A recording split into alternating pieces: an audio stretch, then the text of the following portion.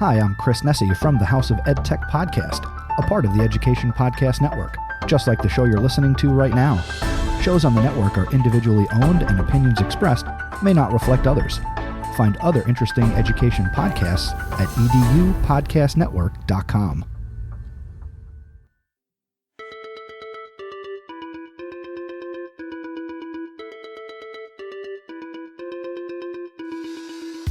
Welcome to Fresh Air at 5, the podcast.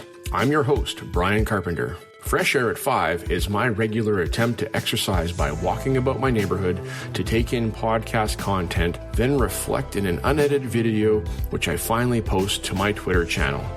This podcast will be a regular collection of the audio from these selfie videos. You can follow me on Twitter at FreshAirAtFive or check out my website, BryonCarpenter.com, for other content I have created and collected.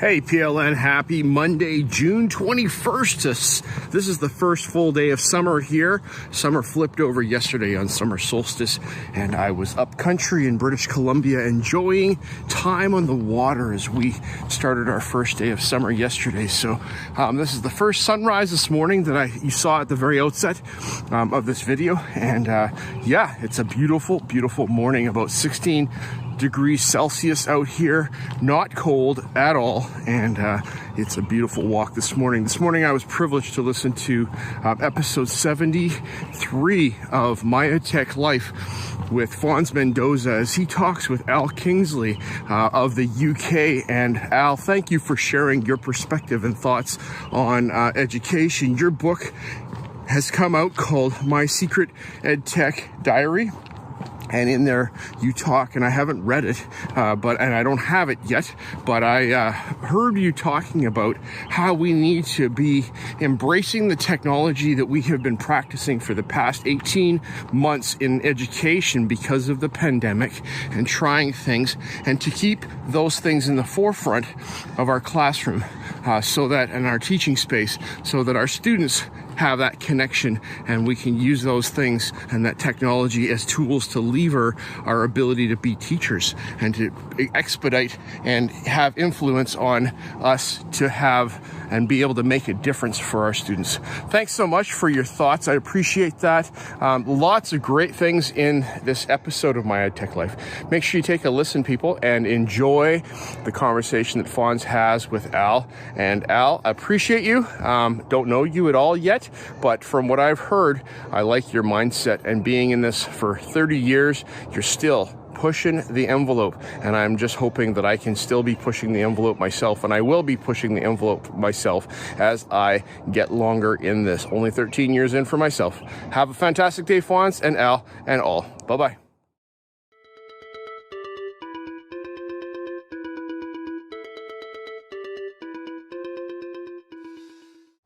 Hey PLN, June 22, 2021. Today is graduation day at my school, and so our small class of full-time students that have been at my school, because I'm in a distributed learning school, many students come and take one-off classes with us, but for our full-timers, we have a small group, and we are going to be celebrating them today, COVID style, by having them come in individually into the gym and, flip the tassel and record the video, and then put a video compilation together of all this so that they can see it all together after the fact. Looking forward to this today. It's going to be exciting. All right, this morning for Fresh Air at 5, I listened to We Got Tech, the podcast with Eric and Nick, as they talk about 10 ways that the pandemic has made us better teachers. And gentlemen, thank you for breaking it down and taking it slow and being reflective as you have looked at how it has gone over this past 15 months of learning that teachers have done, and the struggle that we've gone through with working with our students, and how our students have figured out how to do things differently than they had before, and with our guidance and our help. And the pandemic has stressed our education system and brought to light some areas of weakness and areas of strength that we do have within our education system.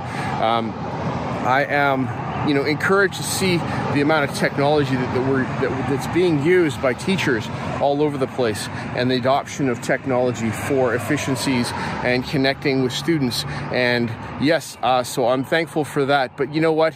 There's a lot of things that need to stick that could easily be dropped.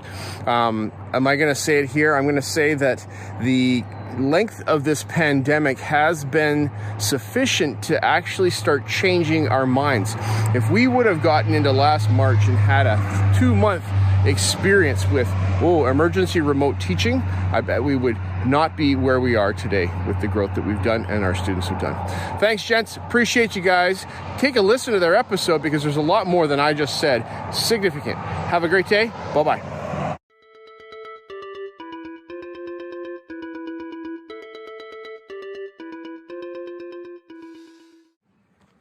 Hey, PL, and it's Wednesday, June 23, 2021. And so this morning as I'm walking, I listened to Define University episode 73 as Lindsay talks to us about the day of discovery that happened on June 12th and how she went from thought to reality using the Define mindset method. And thank you, Lindsay, for walking us through how you developed your day of discovery conference that you had that was online, that people could join, and that turned out to be better than you anticipated. And good for you. I'm really proud that you pulled this off. Fantastic. It's daunting to pull off an event, and you methodically worked through it. And in this episode, Lindsay shares with us how she went about doing that. She didn't do it by herself, but she did think about it and define all the different parts of this that were important to her. So thanks, Lindsay. Appreciate it. As far as conference planning and those kinds of things, take a listen to what she talks about, people. If you're thinking about an event, take a listen to this episode. What stuck with me from this, it was the biggest thing, Lindsay, is that you need, in order for something to happen, you have to believe that it will happen. That's a scattered direct quote from what I heard you say, but it's important. We have to envision and believe it in our minds that it will happen. Otherwise, it will actually probably never happen. All right, thanks so much. Have a great day. Bye-bye. One more thing for June 23, 2021. As I'm walking along here, I listened to episode 13 of the 3 Caffeinated Coaches as Georgina and Becky talk with Nairi Clark, who is an educator in California and engaged with the African American parent action committees that are in that state, and she does a lot of things about culturally responsive teaching. And it was great to listen to you, Nairi, talk about how culturally responsive teaching is partly about race, but it is not totally about race. It's about student learning and about how we engage our students in their learning individually and make a difference for them by paying attention to them. So to them is important because every one of our students is a little person and a big person that has individual needs. This past week, we've been preparing for our graduation at my school, and my school is a different kind of school because it's a distributed learning school. So most of our graduates don't know each other in the same sense that graduates at a regular traditional bricks and mortar school would know each other. But we had students come to our grad yesterday, and it was awesome to celebrate them because they are all individuals and every one of them has their own bits and parts that they bring to their families and their spaces, and it's an opportunity for us to celebrate each individual. So yes, thank you, Nairi. I appreciate the thoughts, and Georgina and Becky for the great conversation this morning. And I'm going home to go get myself some black Americano coffee, make some espresso, top it up with water, and that's it. No flavor for this guy. All right, have a great day, ladies. Have a great Wednesday. Bye-bye.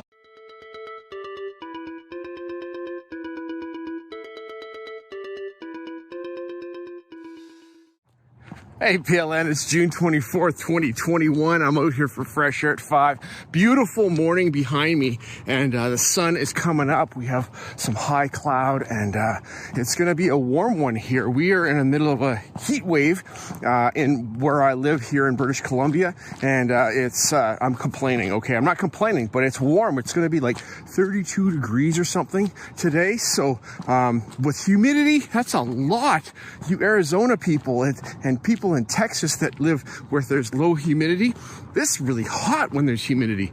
Okay, I'm going off on a tangent, but I was listening to a podcast where they went off on tangents on a regular basis this morning. I'm walking along, I'm laughing, I am enjoying. I was actually almost crying. It was so funny at some points.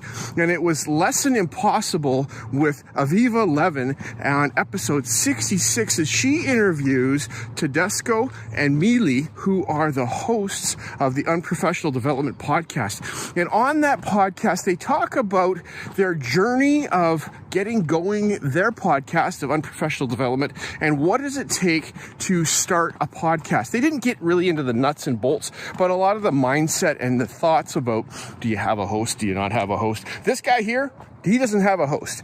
He's by himself and he's talking to people, being kind of a host, being in a reflective way. Whereas they have people on and they have kind of the good cop, bad cop, and they have their rules of, don't get fired and make sure that, you don't use real students' names in your podcast. They use the name George for any student they're talking about, which is kind of funny. But I really enjoyed listening to this episode. You need some lightheartedness today. Take a listen to episode 66 of Lesson Impossible podcast with Aviva Levin and Mealy and Tedesco. And so thank you, gentlemen and Aviva, for your thoughts and the laughs, and it was really great. And I've got now a new podcast to listen to, which is Unprofessional Development. So I'm going to review and take a listen to you guys, and you'll be on my podcast as a reflective. Thanks. Bye. One more thing for June 24, 2021. I just listened to the Staff Room podcast, episode number, don't know. They didn't put an episode number on it, Jay and Pav, but I think it'd probably be around episode number 91. Or are you cutting out your episode numbers for the summer series? Because I just listened to the summer series, the first episode of the summer series with Jason Toe, who is a math professional educator in the Toronto district, and how he has been doing work on de-streaming and de-tracking in the math curriculum arena for making sure that students are getting the best education they possibly can. Okay, I read that and I heard about it, and the term anti-racism was in on this conversation too, because racism does marginalize students and puts them in certain categories in our education system, and it's a systemic problem that I am observing in my experience as an educator here, even in British Columbia where I live. But we need to be mindful that we are, I think, trying to do our best. Okay, so the whole thing about streaming in math, when I first started teaching, came out of the chemistry lab and walked into a teaching role. Not walked in, I became a trained teacher, and one of my first jobs was in the lower levels for science and also for math. And I was given this class, and a certain math teacher said to me, doesn't matter what you do with them, just get them through. You can do basket weaving with them for all that matters. That to me was like, are you kidding me? You just totally, as the senior math teacher in the building, said that it doesn't matter what happens with these students. To me, it mattered. I worked with these students for a year, and got them through their math so that they could get out of high school. And so I'm thankful for where I was at for that streaming. Okay, I'm going to finish up in a second. Another one more thing for June 24th, 2021, continuing my thoughts on de-streaming and the conversation that Jay and Pav on the Staff Room podcast had with Jason Toe. I was talking about how I was given the opportunity, or maybe, I don't know, I was relegated to teaching the lower math at a high school. Those kids are fantastic. I enjoyed working with those kids. And me coming from a science and chemistry background with a high level of math understanding was forced, or it was the opportunity that I had because there was no other classes for me to teach and work with these kids. I took it as an opportunity. One of my young students one day said to me, Mr. Carpenter, could you go over the rounding rules? I was standing at the overhead and I looked up, and in my mind, I actually remember this strategic moment that I said, yes, I actually can do that. And I was in the middle of doing like a finance lesson on budgeting or something like that. And it was about taxes or something. And he's like, can you just remind me? And I took that opportunity to tell the whole class about that, because if he's asking that question, others are not asking that question and they are wondering about that same thing. So does streaming and detracking and those things, is that important? I think I like what you had to say, Jason, that it has to do with a systemic level of problem in our system. And I always thought that it was this is a high school problem, that this is a problem that persists in our high schools, but it doesn't. It comes from even earlier than that. So, do we de-stream and put all the kids in the same academic class and either lower the standards of that academic class, or do we keep the standards high and watch kids fail that academic class, which is not good either? So I don't know the answer to this. Great thoughts, challenging conversation, and I appreciated hearing what you guys had to say. Have a fantastic day to you. It's Thursday, and that's it for Fresh Air at 5 today. Bye-bye.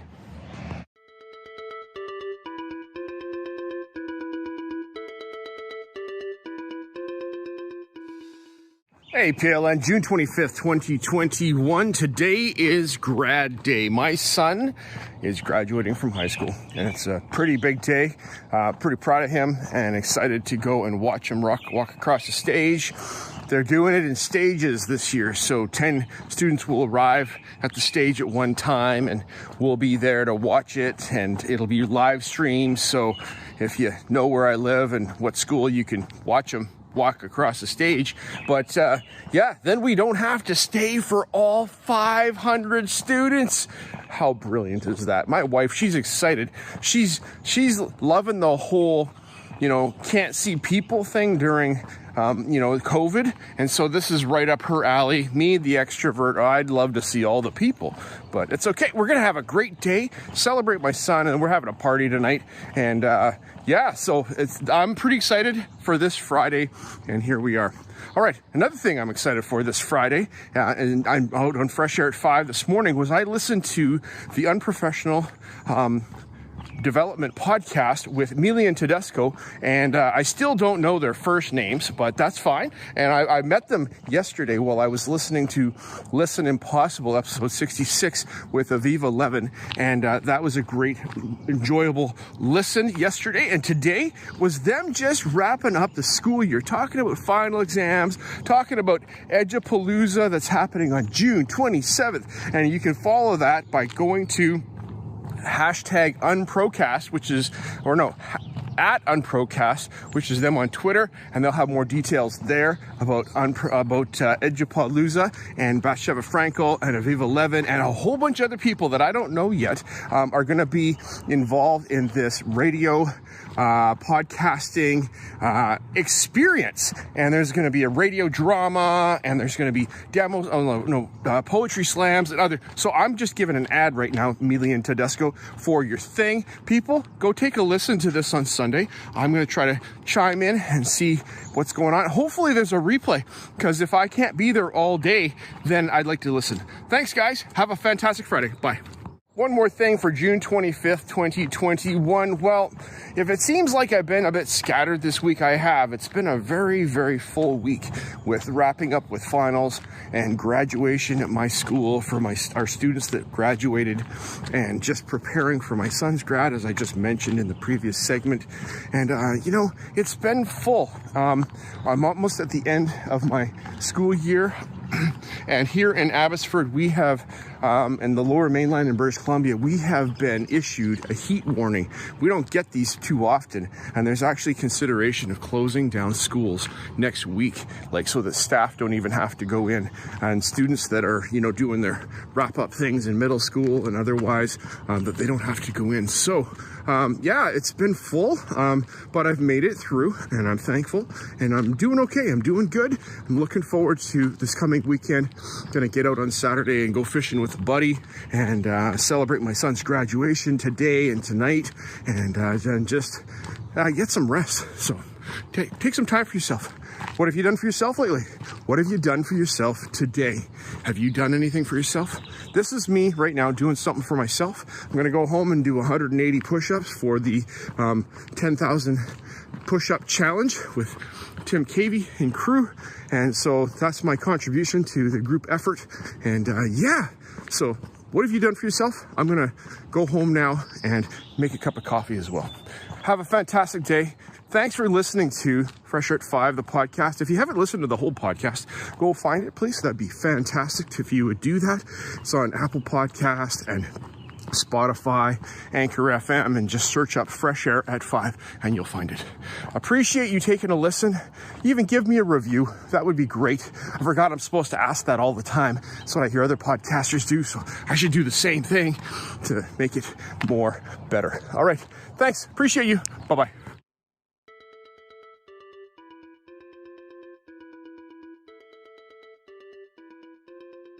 As my one word for 2021 is appreciate, I appreciate you giving me a listen as I've created this podcast experience for you.